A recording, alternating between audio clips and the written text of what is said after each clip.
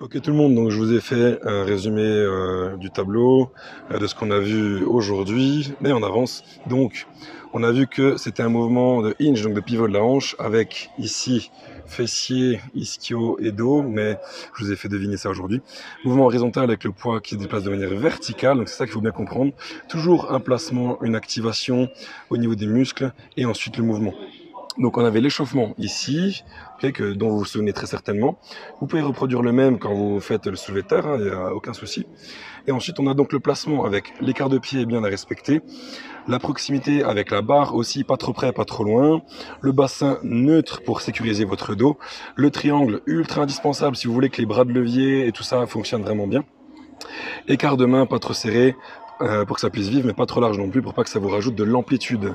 Ensuite, on a l'activation, donc le grip au niveau des pieds, la torsion au niveau des hanches pour créer de la tension dans les hanches, le bracing pour garder votre bassin neutre aussi, donc là, on va vraiment gainer toute la partie centrale du corps, les latéraux qui vont avoir pour action de descendre les épaules et de créer donc de la tension et de la stabilité, tension générale également, et le tirage, où là il s'agit d'enlever le slack pour pas vous prendre une châtaigne vers le bas quand vous tirez la barre.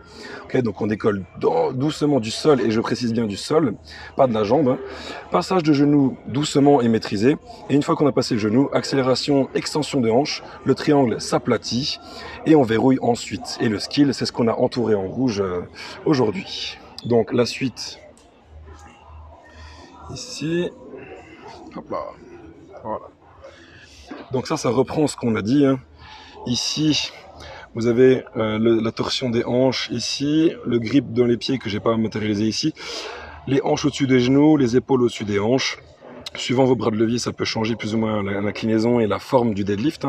On a vu qu'il y avait beaucoup de formes de deadlift par rapport aux différentes morphologies qui existent. Par contre, ce qu'il faut toujours avoir, c'est l'épaule devant la main.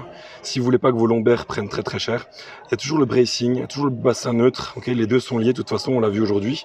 L'abaissement des épaules en serrant les latéraux et l'inspiration, bien sûr, avant toute chose.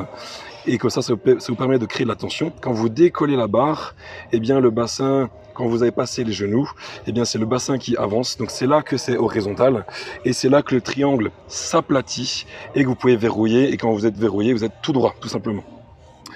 Donc ici, ça reprend.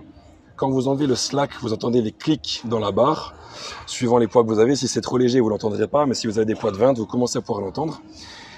Et ici, donc la rotation des hanches, l'abaissement des épaules, et ainsi de suite. Okay, et enfin, les tempos, donc je répète, très lentement sur la descente, on ne s'arrête pas en bas, je remonte très lentement aussi, x6 avec une barre très très légère, peut-être même à vide.